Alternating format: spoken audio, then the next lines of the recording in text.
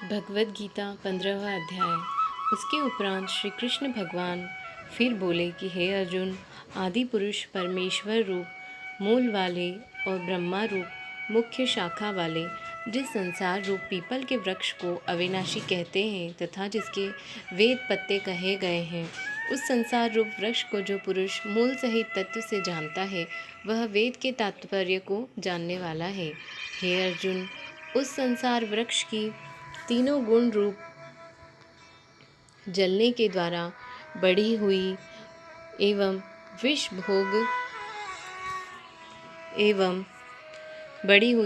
विषय भोग रूप कोपलों वाली देव, मनुष्य और तिर्यक आदि योनि रूप शाखाएं नीचे और ऊपर सर्वत्र फैली हुई हैं तथा मनुष्य योनियों में कर्मों के अनुसार बांधने वाली अहंता, ममता और वासना रूप जड़ें भी नीचे और ऊपर सभी लोकों में व्याप्त हो रही हैं। परंतु इस संसार वृक्ष का स्वरूप जैसा कहा है वैसा यहाँ विचार काल में नहीं पाया जाता है, क्योंकि न तो इसका आदि है और न अंत है तथा न अच्छी प्रकार से स्थिति ही है। इसीलिए इस अहंता, ममता और वासना रूप आदि दृढ़ मूलों वाले संसार रूप पीपल के वृक्ष को दृढ़ वैराग्य रूप शस्त्र द्वारा काटकर उसके उपरांत उस परम पद रूप परमेश्वर को अच्छी प्रकार खोजना चाहिए कि जिसमें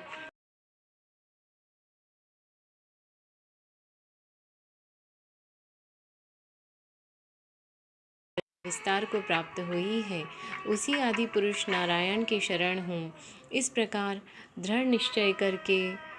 नष्ट हो गया है मान और मोह जिनका तथा जीत लिया है आसक्ति रूप दोष जिनने और परमात्मा के स्वरूप में है निरंतर स्थिति जिनकी तथा अच्छी प्रकार से नष्ट हो गई है कामना जिनकी, ऐसे वे सुख दुख नामक द्वंद्वों से विमुक्त हुए ज्ञानी जन उस अविनाशी परम पद को प्राप्त होते हैं। उस स्वयं प्रकाशमय परम पद को न सूर्य प्रकाशित कर सकता है, न चंद्रमा और न अग्नि ही प्रकाशित कर सकता है तथा जिस परम पद को प्राप्त होकर मनुष्य पीछे संसार में नहीं आते हैं, वही मेरा परम धाम है। हे अर्जुन, इस देह में यह जीवात्मा मेरा ही सनातन अंश है और वही इन त्रिगुणमयी माया में स्थित हुई मन सहित पांचों इंद्रियों को आकर्षण करता है।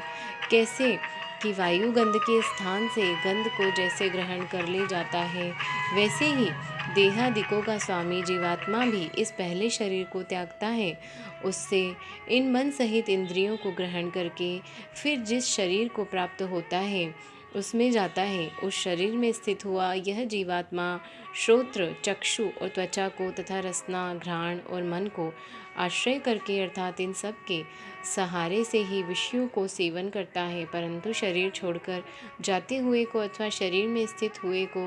विषयों को भोगते हुए को अथवा तीनों गुणों से युक्त हुए को भी अज्ञानी जन नहीं जानते हैं। केवल ज्ञान रूप नेत्रों वाले ज्ञानी जन ही तत्व से जानते हैं, क्योंकि योगी जन भी अपने हृदय में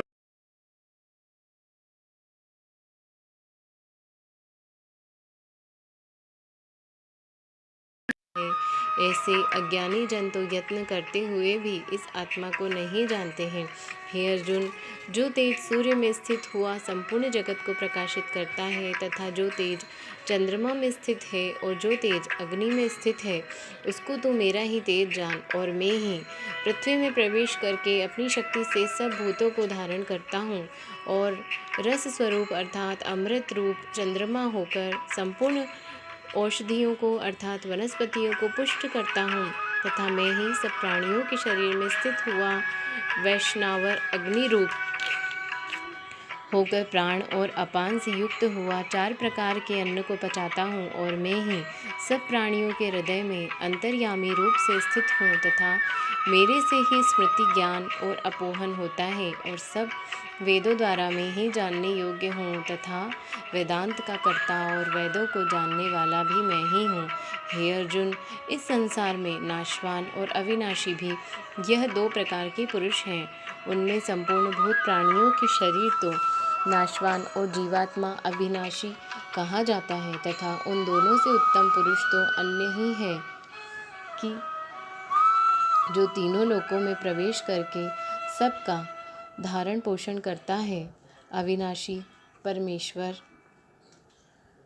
परमेश्वर और परमात्मा ऐसे कहा गया है क्योंकि मैं नाशवान जग वर्ग क्षेत्र में तो सर्वथा अतीत हूँ और माया में स्थित अविनाशी जीवात्मा से ही उत्तम हूँ। इसीलिए लोक में और वेद में भी पुरुषोत्तम नाम से प्रसिद्ध हूँ। हे भारत, इस प्रकार तत्व से जो जानी पुरुष मेरे को पुरुषोत्तम जानता है, वह सर्वज्ञ पुरुष सब प्रकार से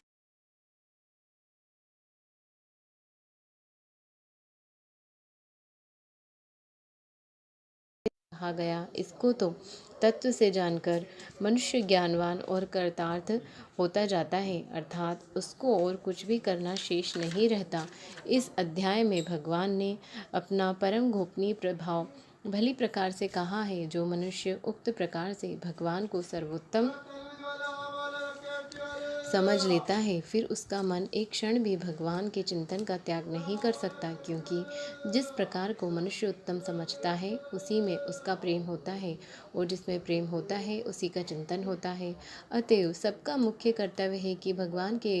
परम गोपनीय प्रभाव को भली प्रकार समझने के लिए नाशवान क्षणभंगुर संसार की आसक्ति का सर्वथा त्याग करके एवं परमात्मा की शरण होकर भजन और सत्संग की विशेष चेष्टा करें। जय श्री कृष्ण।